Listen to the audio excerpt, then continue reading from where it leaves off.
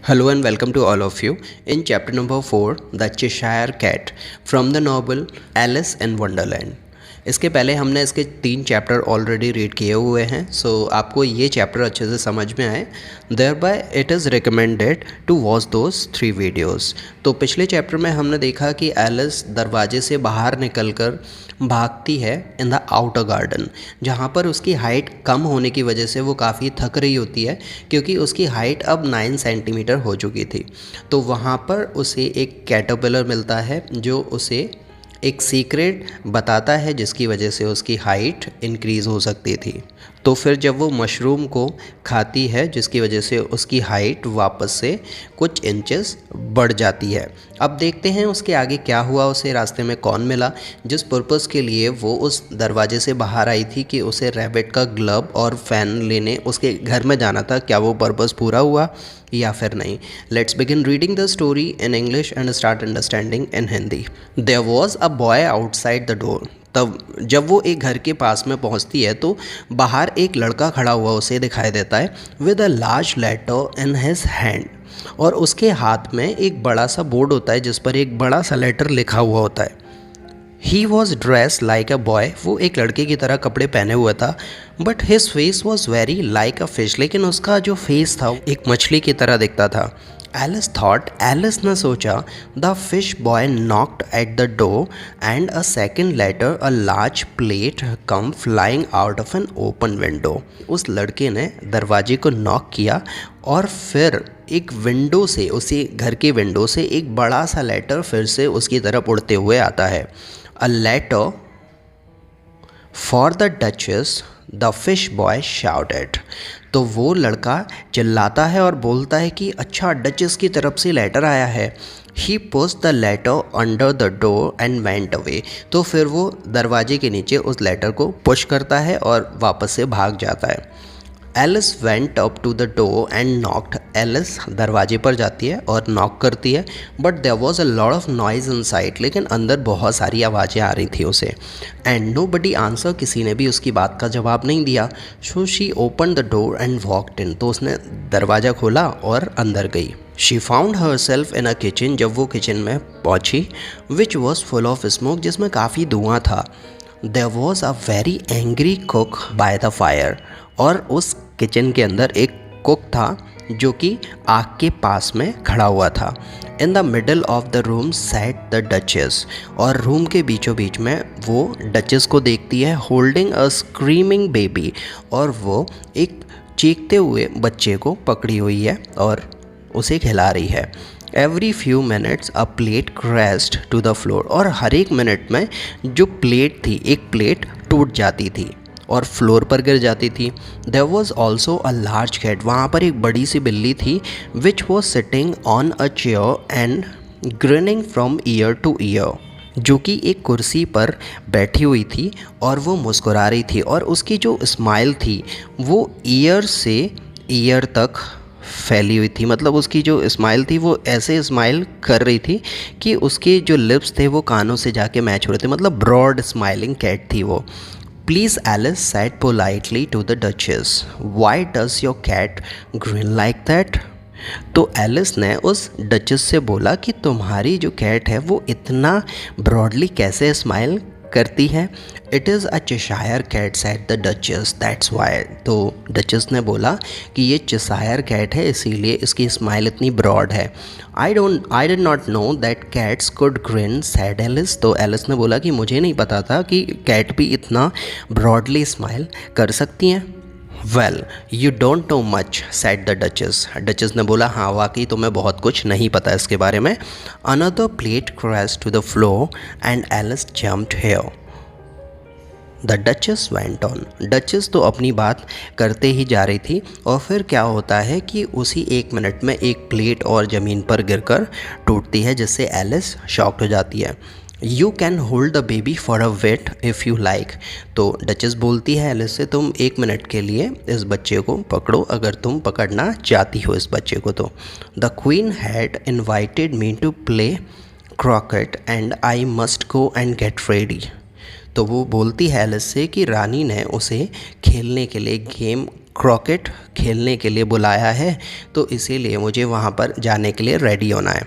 She push the baby into Alice arm and hurried out of the room. उसने बच्चे को Alice को दिया और वो रूम के अंदर चली गई to change. Oh the poor little thing said Alice. तो एलिस को वो बच्चे को होल्ड करना बिल्कुल भी अच्छा नहीं लग रहा था। लुकिंग एट द बेबी, जब उसने उस बच्चे को देखा, which had a very strange face, जिसका फेस काफ़ी अजीब व गरीब था। She took it outside into the woods and walked around under the trees. वो उस बच्चे को बाहर ले आती और वो पेड़ों के नीचे से वॉक कर रही थी। Then the baby began to make strange noises. और जब वो पेड़ों के नीचे से होकर गुजर रही थी तो वो बच्चा था अजीब व गरीब आवाज़ें निकाल रहा था। And Alice looked into his face again.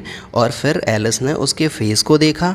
His eyes were really very small for a baby. तो उसकी जो आँखें, जो नॉर्मल बच्चे की आँखें होती हैं, उसकी आँखें उससे काफ़ी ज़्यादा छोटी थी।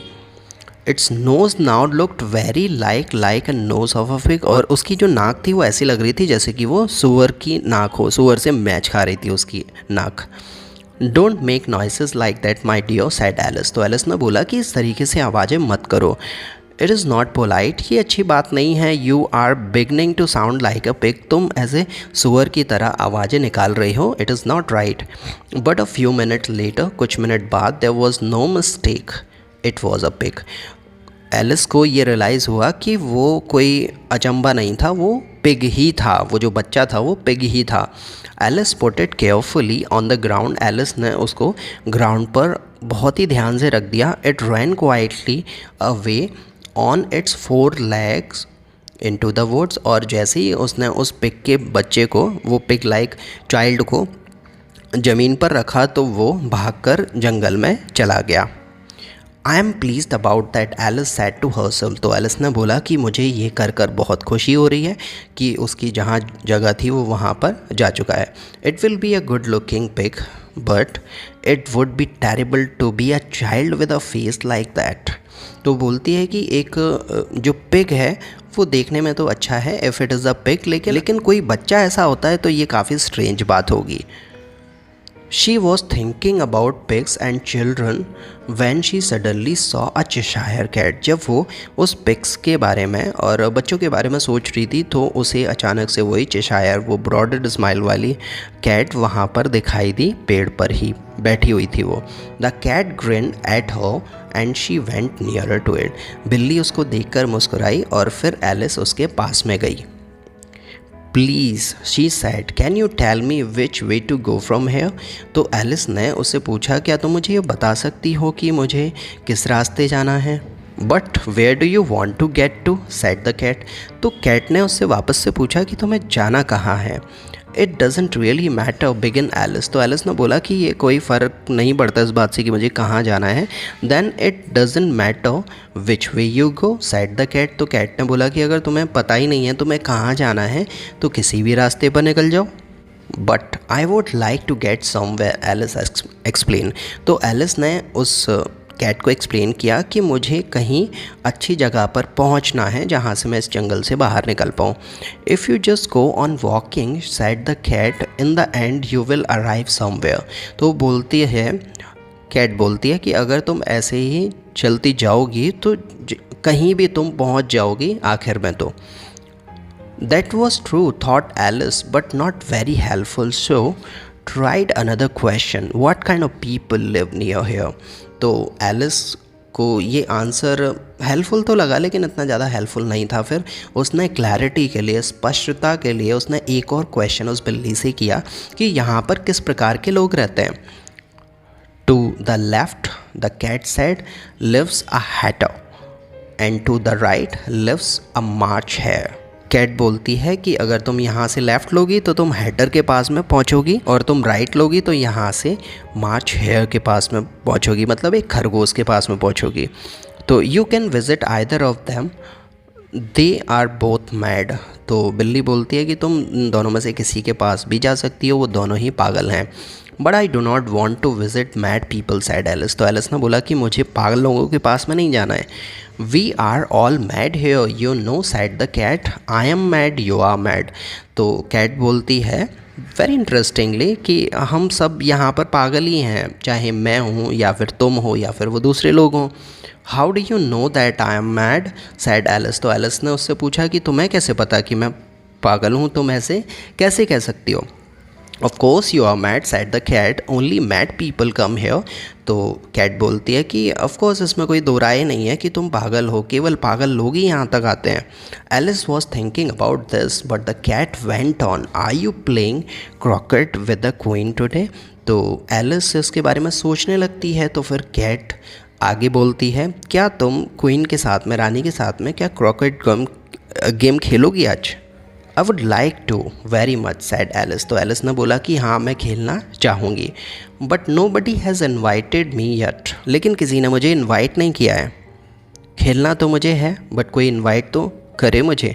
You will see me there said the cat and vanished.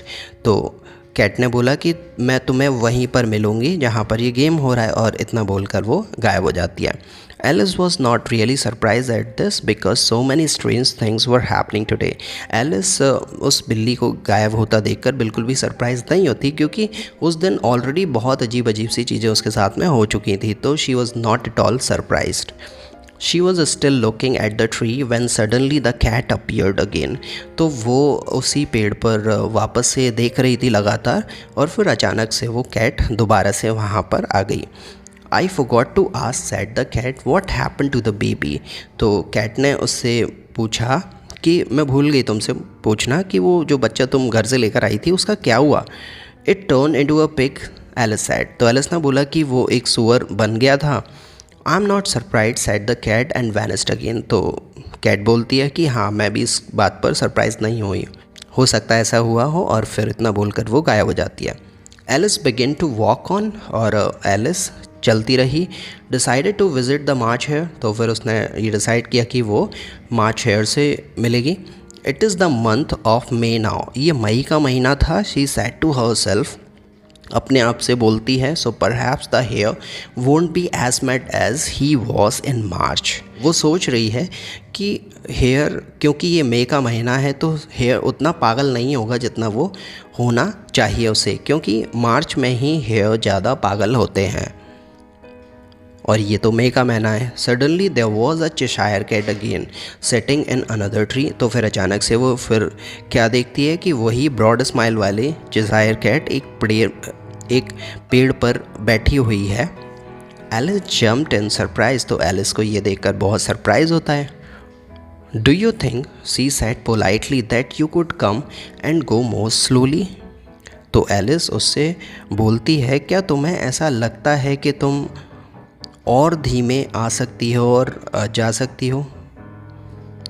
All right said the cat. तो कैट बोलती है, हाँ हाँ बिल्कुल मैं ऐसा कर सकती हूँ और मैं ऐसा करूँगी। This time it vanished very slowly. और इस बार वो बहुत ही धीमे धीमे गायब हुई। First its tail went, then its body, then its head and last the grin. तो फिर कैट इस तरीके से गायब हुई धीरे धीरे। पहले उसकी पूँछ गायब हुई, फिर उसकी बॉडी गायब हुई, फिर उसका सर गायब हुआ, और लास्ट में उसकी जो स्माइल थी, ब्रॉड स्माइल, वो गायब होती है। Well I have often seen a cat without a grin thought Alice. तो एलिस बोलती है, तो एलिस ने सोचा कि मैंने हमेशा बिल्ली को इतनी बड़ी स्माइल में कभी नहीं देखा पूरी लाइफ टाइम में, but never a grin without a cat. और उसकी स्माइल इतनी बड़ी है कि ये बिल्ली के लिए काफ़ी स्ट्रेंज बात है, इतनी बड़ी स्माइल होना। Soon she saw the house of March hare in front of her. तो जल्दी ही वो उस मार्च हेयर के घर पर पहुंच जाती है। It was a large house, वो काफ़ी बड़ा घर था उसका। She ate a little piece of mushroom to get bigger. तो उसने वो मशरूम का एक पीस खाया ताकि वो थोड़ी सी बड़ी हो जाए, एंड वॉकड ऑन, और वो पीस को खाकर आगे बढ़ती है। So that's it from this chapter number 4 the Cheshire cat. यहाँ पर ये चैप्टर ख़त्म हो जाता है। क्या हुआ इसके आगे जब वो मार्च हेयर से मिली, क्या कुछ एडवेंचर हुआ एलिस के साथ में और एलिस ने क्या देखा क्या पाया, देखेंगे हम इसके नेक्स्ट चैप्टर नंबर 5 में। टिल देन अगर ये वीडियो आपके लिए हेल्पफुल रहा, ये वीडियो आपको पसंद आया तो इस वीडियो को लाइक करो, शेयर करो with your friends and family, और इसके और भी आगे के पार्ट्स देखने के लिए और भी नॉवल रीडिंग वीडियोज़ देखने के लिए इस चैनल को सब्सक्राइब कर लो। I will see you later, till then very goodbye to all of you.